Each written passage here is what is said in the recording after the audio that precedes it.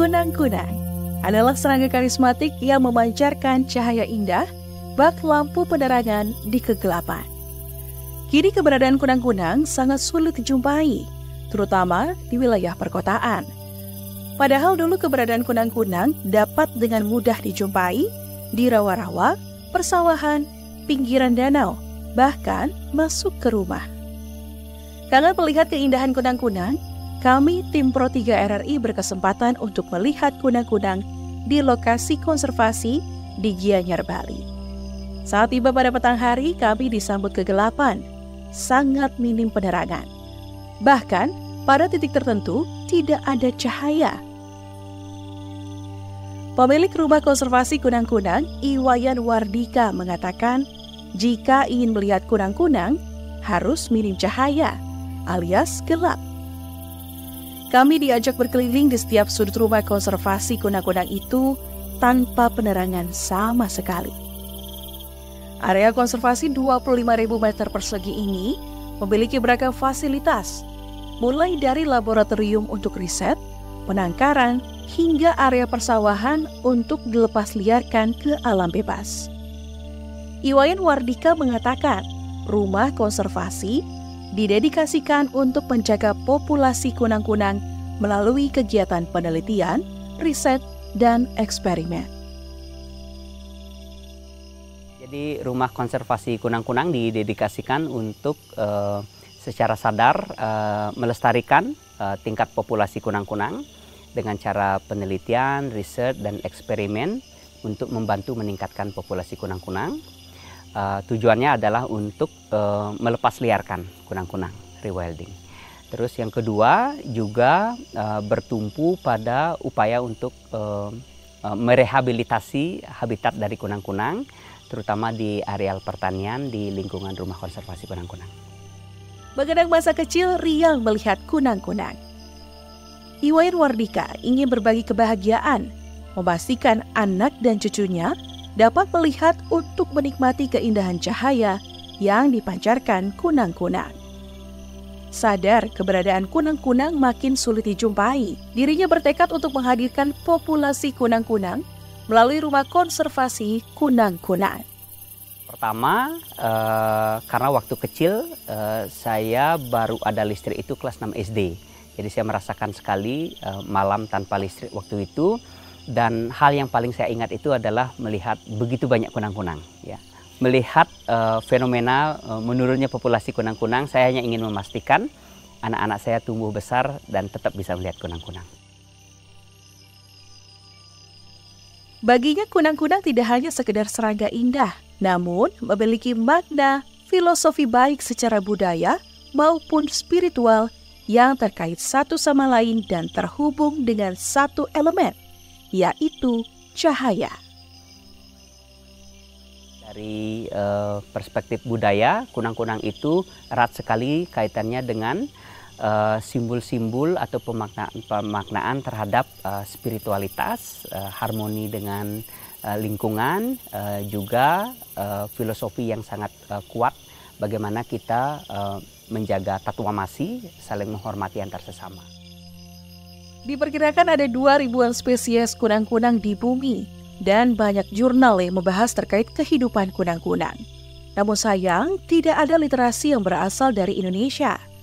Oleh sebab itu, keberadaan rumah konservasi kunang-kunang diharapkan memberikan kontribusi di bidang ilmu pengetahuan atau sains.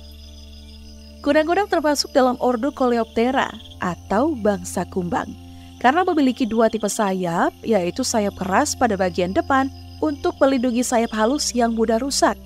Kemudian sepasang sayap halus yang berfungsi membantu kunang-kunang terbang. Kunang-kunang memiliki ciri khas yakni mengeluarkan cahaya pada kegelapan yang sangat indah. Disebut bioluminescence, yang artinya cahaya yang dihasilkan oleh benda hidup. Kunang-kunang juga dianggap sebagai bioindikator dari alam, karena kunang-kunang membutuhkan udara bersih, air yang tidak tercemar, dan tanah yang organik agar bisa berkembang biak. Artinya, kemunculan kunang-kunang di suatu tempat menandakan kualitas lingkungan di tempat tersebut sehat. Saya melihat ada sebuah pesan yang sangat penting dari eksistensi kunang-kunang itu sendiri, dia secara ilmiah memang dinyatakan sebagai bioindikator bahwa kualitas udaranya bagus, kualitas airnya tidak tercemar, dan tanahnya sehat. Jadi kalau kita sebagai manusia bisa hidup di kualitas lingkungan seperti itu tandanya kita memiliki lingkungan yang bagus untuk hidup. Nah, kalau di lingkungan kita sudah tidak menemukan lagi kunang-kunang, berarti ada salah satu, dua, atau bahkan ketiga dari elemen itu sudah tidak terpenuhi gitu ya, kalau kita tidak mau bilang tercemar. Kunang-kunang memiliki 4 fase. Masing-masing fase akan menentukan keberlangsungan hewan menyala tersebut. Secara umum, keempat tahapan fase kunang-kunang itu diawali dari fase dewasa, itu antara 3-4 minggu, dan kalau itu dirata-ratakan itu sekitar 22 hari. 22 hari ini adalah di fase dewasa ini, tujuan utamanya itu adalah untuk reproduksi. Jadi ini adalah fase yang sangat penting untuk keberlanjutan kunang-kunang. Karena kalau tidak terjadi reproduksi di fase dewasa ini, berarti tidak ada generasi baru. Dari hasil eksperimen kami mengkondisikan kunang-kunang betina tanpa terbuahi dengan kunang-kunang betina terbuahi itu memang yang tidak terbuahi tidak menghasilkan generasi lanjutan. Itu pertama. Jadi 22 hari gitu ya. Dan kalau fase ini berhasil dan tahap selanjutnya itu adalah bertelur. Fase ini antara 3-4 minggu juga, bervariasi. Ada yang sampai hanya 12 hari, tapi ada juga yang bisa sampai 35 hari. Jadi bervariasi dan kita juga belum menemukan kenapa. Di fase ini adalah fase kritikal pertama untuk ke jenjang berikutnya. Karena kalau fase telur ini berhasil dilalui, berarti ada kemungkinan dia bisa menetas menjadi fase selanjutnya, yaitu larva. Tetapi tantangan terberat di fase ini itu adalah ancaman predator, karena telurnya yang sangat lembut itu menjadi incaran serangga-serangga yang lebih besar. Di kaviar gitu ya. Jadi ini fase yang sangat sehingga disinilah yang pemahaman kami itu bahwa betina-betina ini memang punya syarat-syarat khusus di mana dia menetaskan telur. Nah, itu yang kedua.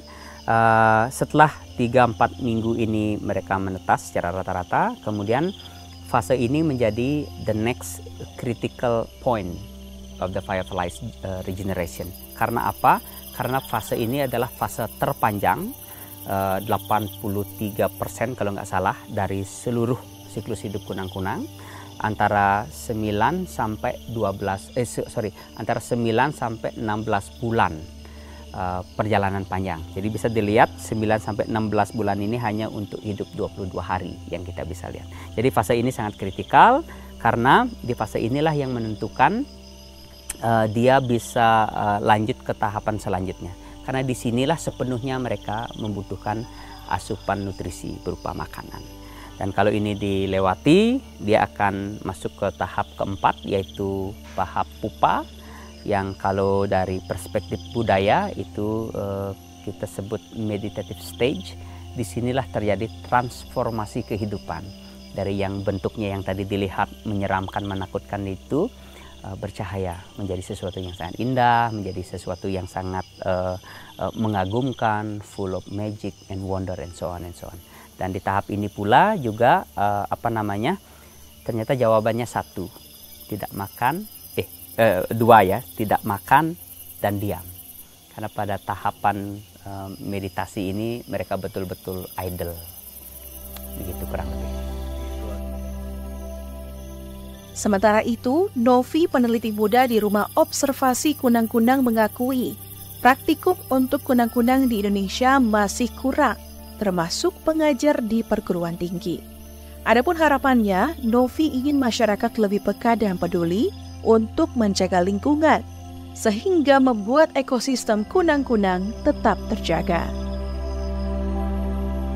Harapannya semoga dengan semua orang senang dengan kunang-kunang dan mereka nanti akan paham kalau ternyata kunang-kunang itu juga sebagai role bioindikator dari lingkungan yang sehat dan karena mereka bioindikator dan fakta sekarang mereka itu berkurang dan kita juga mungkin kebanyakan orang sudah merasakan bahwa kunang-kunang itu sudah mulai berkurang.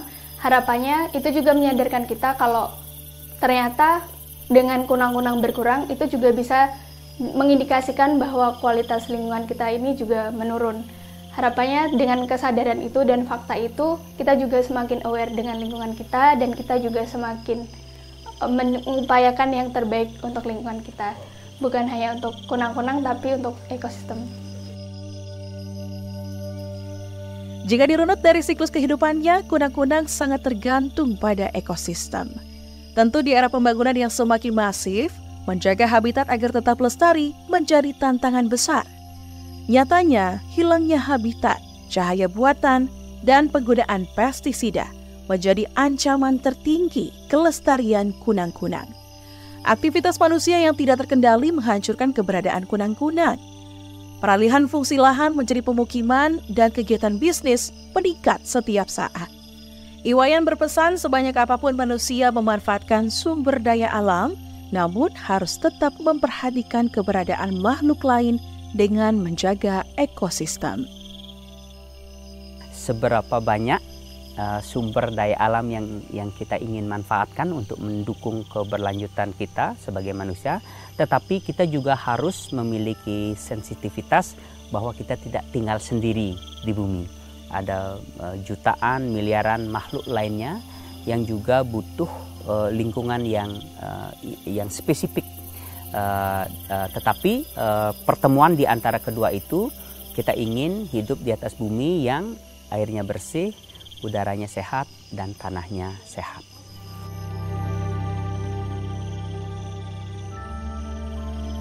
Perubahan iklim, pemanasan global, dan anomali cuaca, perilaku hidup manusia yang berlebihan terhadap alam menjadi pemicu punahnya ekosistem kunang-kunang.